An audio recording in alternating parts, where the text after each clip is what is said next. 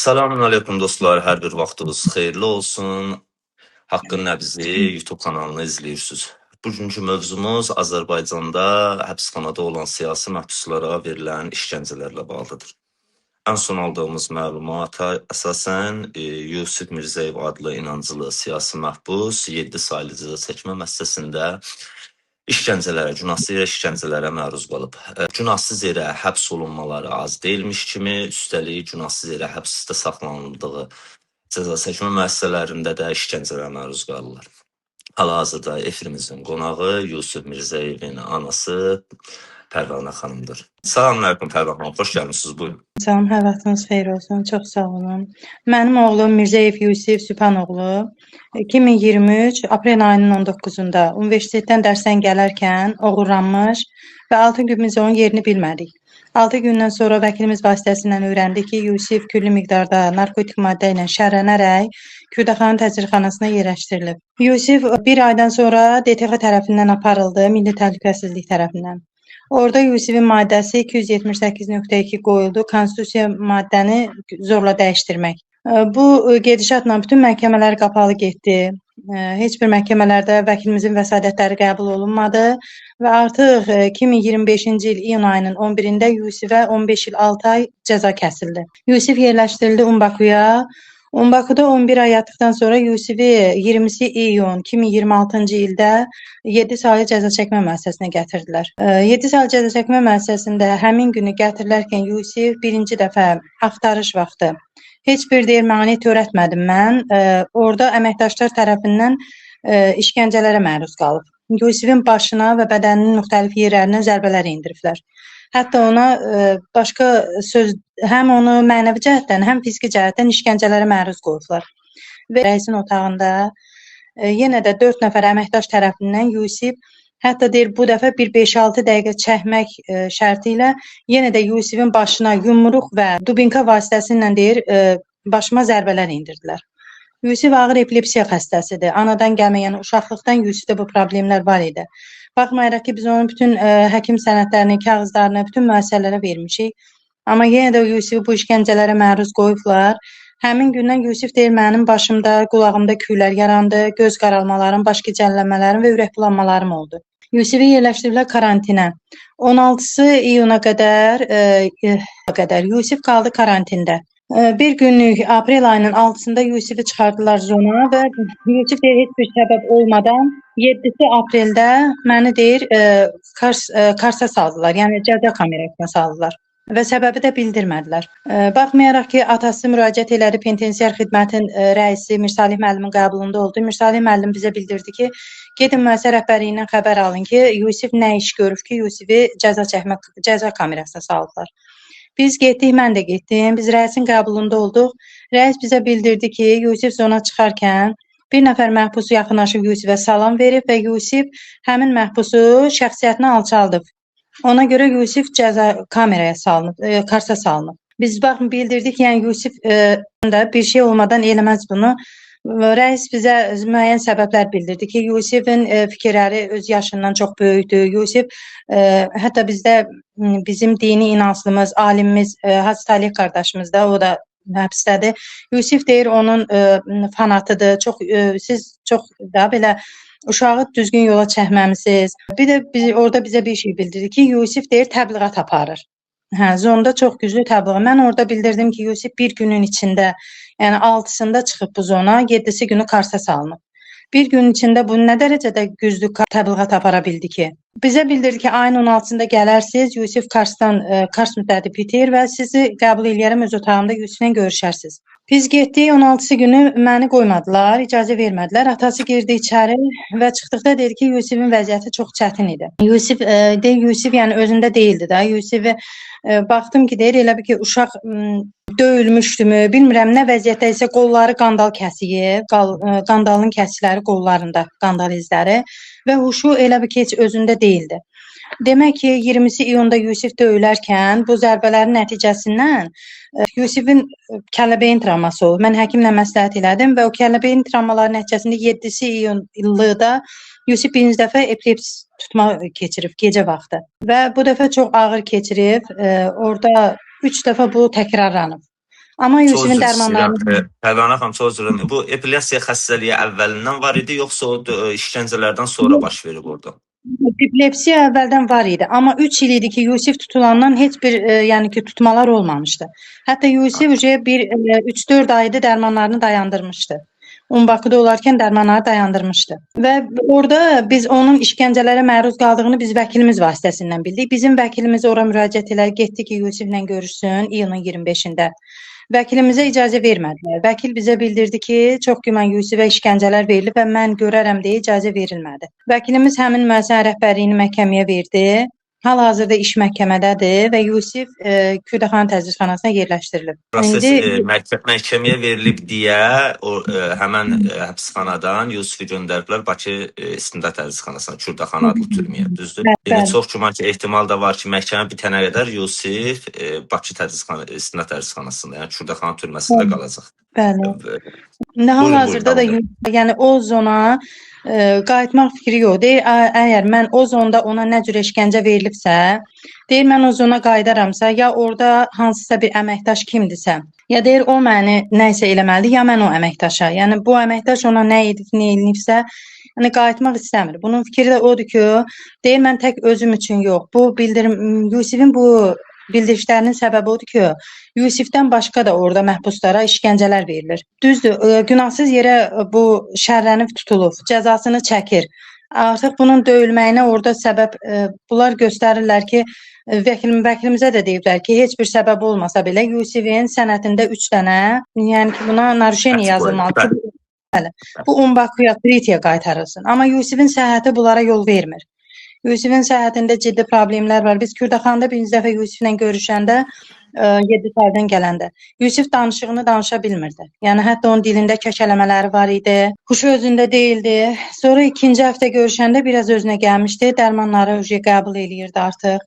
Hətta o 7 saylı cəza çəkmə məsələsində biz özümüz dərmanları alıb verməyimizə baxmayaraq Yusifin dərmanlarını verməmişdilər. Yəni mənim tələbim budur ki, amin. Mənim tələbim budur ki, həmin o əməkdaşlar ki var, Yusifə o cürə işgəncələr veriblər.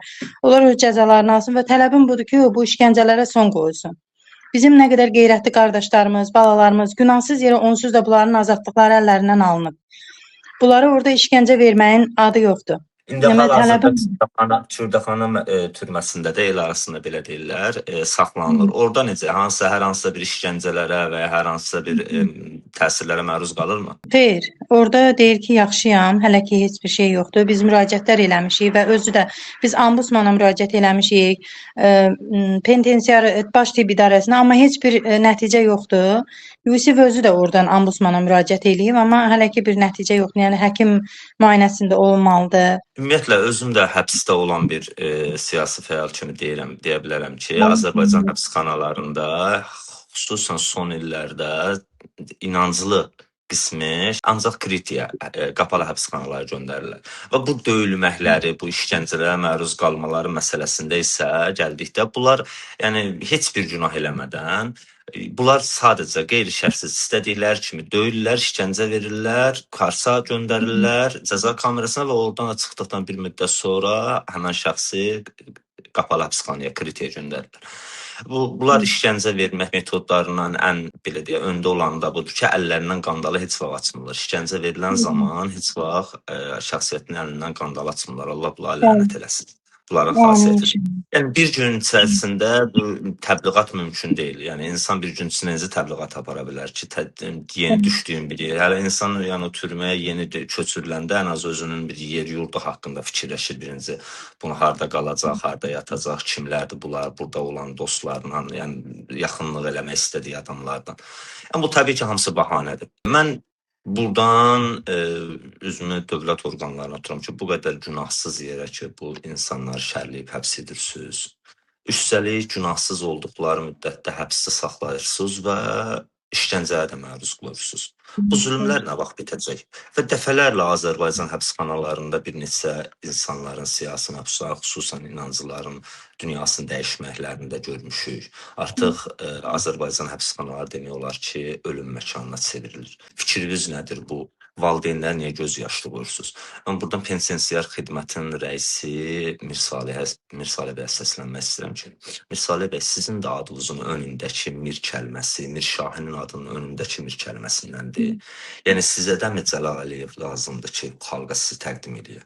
Niyə siz adi bir son rəisi üzrə bu qədər tapşırıq vermirsiniz ki, bu insanları, bu inancıları, bu siyasi məhbusları günahsız yerə bu cürünə zülm verməyin. Bu insan Yusif epilepsiya xəstəsidir və bu sizin bu zülmləriniz önündə əli qandallı vəziyyətdə döyüldüyü halda dünyasını dəyişsəydi nə olacaqdı? Nə qoyacaqdınız özünə qəsd elədi, intihar eləyib öldürüldü. Zaten bu sizlərin əvvəlki illərdə görülən bir təqdimatınızdır. Ölən şəxslərə yalandan min cür bəhanələr verirsiniz. Nə istəyirsiniz bu cəmaatda? Nə istəyirsiniz bu valideynlər? Niyə göz yaşlı qoymaq istəyirsiniz? Niyə bir tədbir edirsiniz? Buyurun, Pərvanə xanım, sizin müraciətiniz eşidirik, buyurun. Mənim də müraciətim odur ki, üzümü tuturam. Hansı ki, bu nəzarət eləyirlər, bu sifarişi verirlər. Biz hara gedirik, müraciət eləyiriksə, deyirlər ki, bu işlər sifarişlidir. Bu sifarişi verənlərə və bu əmri icra eləyənlərə müraciət eləyirəm ki, bir insanın heç bir günahı olmadan, heç bir cinayəti olmadan, yəni bunu onsuz da ki, bunların azadlıqları əlindən alır. Bizim dini inanclı, tərbiyəli, ağıllı, qeyrətli balalarımızın hamısının azadlıqları əlindən alındığı yetməmiş kimi, onları zindan içində zindan yaşadırlar. Və bunlara son qoymağını istəyirəm, tələb eləyirəm. Mütləq şəkildə olmalıdır. Yəni, zaten günahsız yerə bu cavan ömürlərini məhv eləyirsiniz də bu zindanlarda. Heç bir günahı olmadan. Amma gəlirsiniz, sonra məhv eləməklə də bərabər gözünüz doymur, ürəyiniz sakitləşmir. Orada belə bu cavanlara, bu gənclərə zülm eləyirsiniz. Yəni, Biyaqların Pərvanə xanım, siz dediniz, qeyd eləyirsiniz ki, Zon rəisi deyir ki, Talib Ağırzadənin tərəfdarıdır, belə deyək ki, sevir onu falan. Yəni, Talib Ağırzadəni xoşlamaq, bu bizim ruhanimizdir, bu bizim dəyərli şəxsiyyətimizdir. Biz bunu xoşlamaq hər hansısa bir cinayətə cəlb olmaq anlamına gəlmir. Sən onu xoşlayırsan deyə ölməlisənmi? Mən orada fikrimi bildirdim hətta. O deyəndə o rəis, mən fikrimi bildirdim ki, yəni hərənin bir sevdiyi insan ola bilər də. Bu Hacı Talih də dedim bizim alimimizdir. Yəni mömin da belə alimdir. Bu heç bir cinayəti olmadan o da dedim hətta günahsız yerə şərələnərək tutulub. Onu sevməyin dedim nəyə cinayət ola bilər ki? Onda qayıdıb deyir ki, sən uşağı siz düzgün tərbiyə eləməyibsiz, düzgün yolda yəni bərqərar olmayıb bu uşaq öz fikirləri bunun yaşından böyükdür. İndi onlara mən buradan demək istəyirəm ki, biz uşaqlarımızı çox düzgün tərbiyə eləyirik. O tərbiyəsiz sizin övladlarınızdır ki, düzgün tərbiyə görülməyən sizin övladlarınızdır ki, bahalı maşına minib, o vaxtı insanların üzərindən keçən siz məmurun övladları olub. Məktəbdə gedib öz müəlliməsini güllələyən siz məmurun övladları olub. Yəni sizlərin balalarıdır bu xalqın qənimiz kəsilən. Hələ inancıların heç birinin balası gedib hər hansısa bir böyük bir cinayətlə böyük bir xalqa zülm eləyən bir cərgədə dayanmayıb. Əksinə 44 günlük Vətən müharibəsində məsələn bu inancıların balaları idi. Gedib əksəriyyəti döyüşən. Amma sizin heç birinizin balaları döyüşmədi. Deməli, siz öz övladlarınızı tərbiyəsiz böyütmüsünüz. Sizin öz övladlarınızın tərbiyəsi düzgün istiqamətdə deyil. Çox təəssüf olsun ki, belə məmurlarımız çoxdur.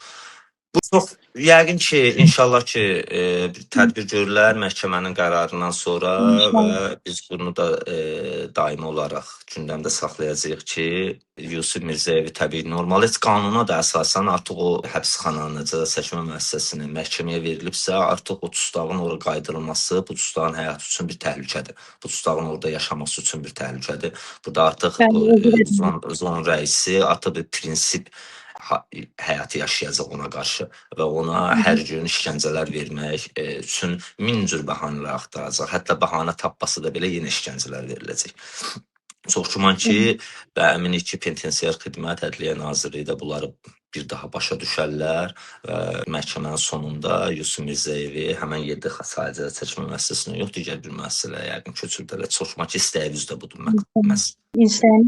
Tələbimiz odur ki, bəli, ki o zona aparılmasın Yusif. Çünki Yusif özü də deyir ki, Hətta neçə dəfə deyir, mən müraciət elədilər ki, mən orada ərizə yazım ki, mən heç bir işgəncə görməmişəm. Mən ona etiraz elədiyimə görə belə deyir, məni mənəvi cəhətdən onlar da bəzi sözlərlə məni alçatdılar ki, mən qol çəkmədiyimə görə, yazmadığıma görə və mən bilirəm ki, deyir, mən ora qayıtsam, yenə də oranın əməkdaşları və rəisin tapşırığında mən yenə işgəncələrə məruz qalasıyam. Yox, Hətta deyir, bu sözsüzdür, bu mütləqdir ki, artıq hətta məhkəməyə verilibsə, sonra isə məhkəmə prosesindədirsə, mütləqdir ki, ora qayıtdıqdan sonra bunların qisas alacaqlar, qisas alma eşqinə düşəcəklər və bu illərlə davam eləyəcək. Buradan bir daha biz də Penitensiar Xidməti Ədliyyə Nazirinə müraciət eləyirik və tələb eləyirik ki, Yusif Mirzəyev adlı siyasi məhbusun, inanızlı məhbusun həyatını tərk etməyin. Ya öz rəislər üzrə bir söz deyə bilmirsiniz, hər hansısa bir aylıq bir küllü miqdarda ondan pul yığıb sizə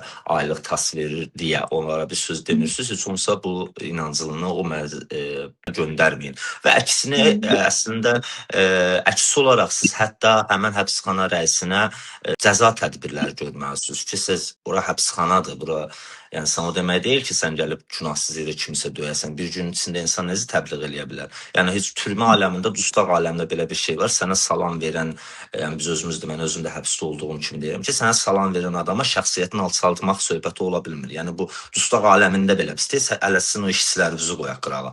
Yəni bir insan sən də dustaqsan, digər bir dustaqdır, türmə aləmində, yəni sənə salam verdiyi halda durduğun yerdə onun şəxsiyyətini alçaltmaq bu qeyri-mümkündür. Yəni bu mümkün deyil də, bu tustaqlar arasında belə pis olan bir şeydir. Yəni bəhanə gətirdiyiniz bəhanələr də heç uşaq inanmaz, buna nəinki böyüklər inanar. Buyurun. Mən də dedim orada. Dedim ki, birincisi dedim, salam Yusif dedim elə bir tərbiyənin sahibidir ki, ona salam verəni heç vaxt o, yəni onun şəxsiyyətini alçatmaz. Bu mümkünsüz bir şeydir. Yusif özü də deyir ki, heç o şəxsin deyir, siması mənim yadımda deyil. Yəni elə bir şey deyir, baş verməyib. Bu hamısı deyil. Yəni mən orada dedim bu yalan bəhanələrdir. Yusif üçün qurulmuş dedim oyunlardır da. Yəni biz onsuz da bilirik ki, bu dindarları, bizim dindarları kritiyə göndərmək üçün səbəblər axtarırlar. Və tapmayanda da yalan özlərindən uydurma səbəblər deyirlər. Allah lənət eləsin zalim məmurlara. Allah lənət eləsin bu xalqın qənimi kəsilənlərə. Çox təşəkkür edirəm. Efirimizə gəlib qoşuldunuz. Vaxtınız ayırdığınız üçün haqqınızı halal eləyin. Bizlər də inşallah ki, gündəmdə saxlayacağıq. Ola bilər ki, növbəti bir dənə müsahibəmiz olsun sizinlə bu proseslər hansı istiqamətə gedib getməyəcəyi barəsində. 10 gündən sonra hər hansısa bir yeni bir proseslərin başlanması dövründə biz sizinlə yenidən müsahibə götürəcəyik. Bir daha təşəkkür edirik. Haqqınızı halal eləyin ki, vaxtınızı ayırdınız bizə. Allah'a emanet olun. Sizlə baxın. Siz sağ olun. Allah razı olsun. Sağ olun.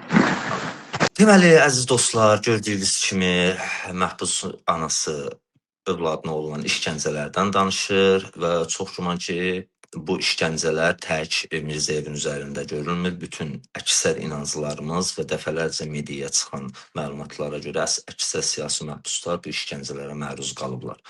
Və bir daha mən son olaraq Ədliyyə Nazirliyinə və Penitensiar Xidmətinin rəisinə buradan səslənirəm ki, bu xalqın balalarına zülm eləməyin. Adətən sizin məşhur bir sözünüz var ədliyyə işçilərinin ki, sizi biz tutmamışıq ki, sizi tutanlar başqasıdır, bizdə nə var ki.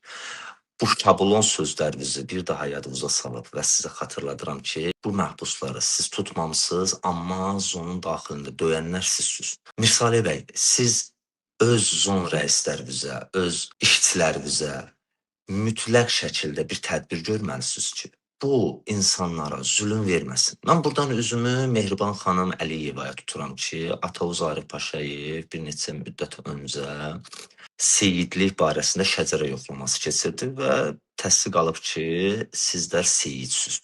İndi Mehriban xanım Əliyeva, Mirsalih də seyiddir, siz də seyidsiniz. Adətən seyidlər bir-birləri arasında xanımlar, kişilər, əmi qızam oğlu deyərlər.